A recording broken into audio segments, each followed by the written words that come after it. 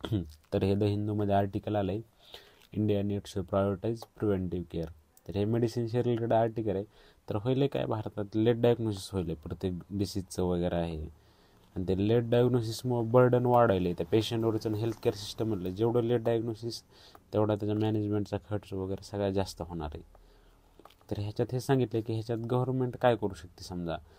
तर गव्हर्नमेंटने काही गोष्टीत इन्सेंटिव्ह द्यायला पाहिजे किंवा सबसिडी द्यायला पाहिजे, जसं की targeted but periodic screening investigation for individual such mammograph करायला ब्रेस्ट कॅन्सरसाठी, किंवा पॅस्मेअर फॉर सर्वायकल कॅन्सर, किंवा x ray low dose CT for lung cancer, पुन्हा USG फॉर लिव्हर डिसीजेस, किंवा echocardiograph and treadmill test for the heart disease. तर ह्या गोष्टी government ह्याच्यात थोडी इन्सेंटिव्ह, कारण लवकर डायग्नोसिस झालं तर खर्च कमी होतं.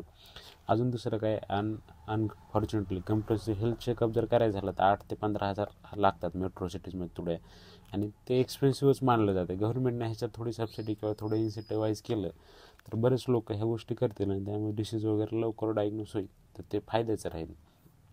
पुन्हा टॅक्स इन्सेंटिव्ह पण देऊ शकते. तर 2000 अकॉर्डिंग टू ॲक्ट 2013 नुसार 5,000चं टॅक्स इन्सेंटिव्ह आहे, पण मागच्या काही वर्षात ते वाढलंच नाही, जरी डिस्पाईट 12 ते 14% इन्फ्लेशन वाढत आहे. तर ह्याच्यात पण 5,000पेक्षा जास्त अजून वाढवावं त्याच्यासाठी गव्हर्नमेंटनं टॅक्स डिडक्शन.